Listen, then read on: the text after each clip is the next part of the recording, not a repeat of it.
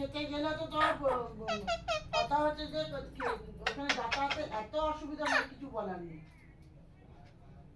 এর থেকে বরঞ্চ কল্যাণপুর কল্যাণপুর ওইসব সাইডে যদি থাকতেন তাহলে এত অসুবিধা হতো না।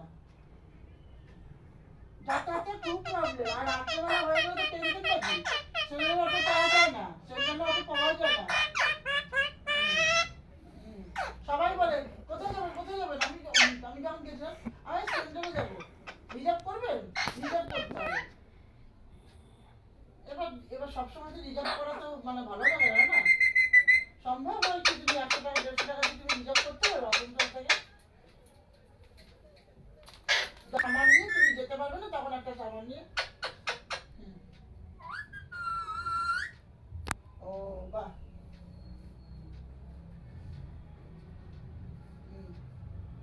কি ডাল করেছিলে,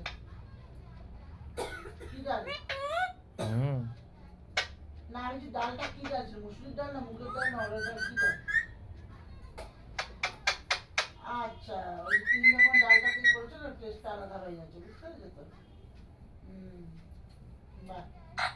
আজকে আমাদের আজকে আমাদের সকালে তো তোমার অনেক সকালেই তো টিফিন করা হলো যে আমি আজকে মোটামুটি আমি মনাদেরকে বলছি আমি আর কতদিন তোদেরকে এরকম করে রান্না বান্না করে করে খাওয়াতে থাকবো।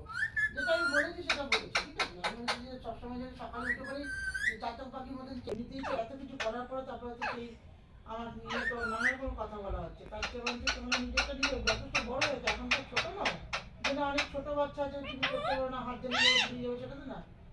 দিয়ে আমি যাই হোক দিয়ে বলার পরে দিয়ে সোম সেই সামনেই এখানে মাদ্রাসিতে এখানে ধোসা বানা আছে ঘরের সামনে, আমি রেলিং দিয়ে দেখতে পারি তো ধোসা 25 টাকা করে একটা ধোসা নিল, সেই ধোসাগুলো খেলো ওরা, আর আমি কিছু খাইনি। আমার আগের দিনকে আটা মাখা ছিল, সেই আটার মাখাটা আমি পরোটা করলাম, গুড় দিয়ে পরোটা খেয়ে নিলাম। আর সোমকে রাত্রে দিকে ভাত করে সেই ভাত বেশি ছিল, সোম বলে আমাকে ভাতটা দিয়ে দাও, ভাতটা ভাজা করলাম, ভাত ভাজা করলাম না, একটু আলু ভাজা করলাম, ডাল ছিল ঘরে আর ডিমের একটা পোচ করে দিলাম, দিয়ে ও খেয়ে নিল।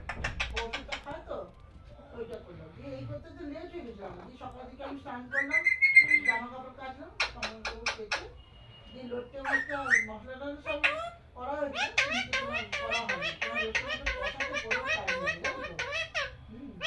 দিয়ে লোটে মোটে করালে আমি কি করলাম, প্রচুর জল বেড়ে লোটে মোটে এক বছর বলছি যে স্পঞ্জের মতো দেখবে তুমি লোটে মোটে দিয়ে তারপর দিয়ে আমি পাটাপাট করে দিলাম। ওই যে শুকনো শুকনো যে ডিমটা করলাম, আমার তো যে ডিমটা কি ভালো লাগলো খিদে দিতে, একদম মোছা মোছা মানে ইয়েটা হয়েছে। আমি বলে দিয়েছি ডিমের না লোটে মাছ করিনি, বললাম মশলা করে দিয়েছিলাম, বুঝলে? কিন্তু লোটে মাছটা হয়নি, ওই যে বললাম জল বেরোয় না বড্ড, কষাতে অনেক টাইম লেগে গেল, আমার টাইমও লেগেছিল আজকে। এই এখন লোটে মাছটা করবো, এখন বসিয়ে দিচ্ছি ওকে, ঠিক আছে? আর আলু সিদ্ধ করে নিলাম, আলু সিদ্ধ দিয়ে করবো। উপরে লোকরা বলছে মাছের খুব গন্ধ আছে।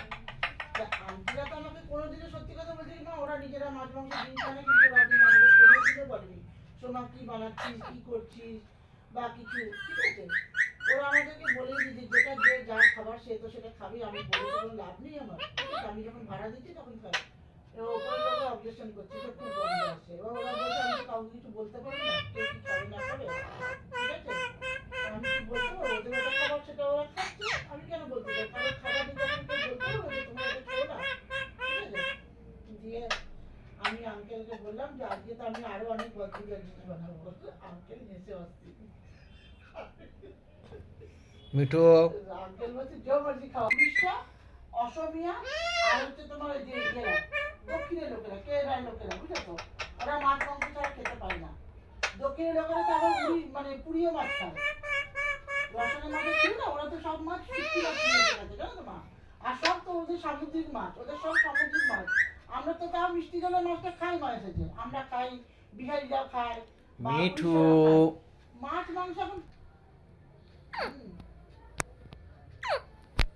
ও তো কিরায়াতে নেয়নি, ও তো পয়সা দিচ্ছে 4.5 লাখ টাকা। 4.5 বললাম না, 4.5 লাখ। মিঠু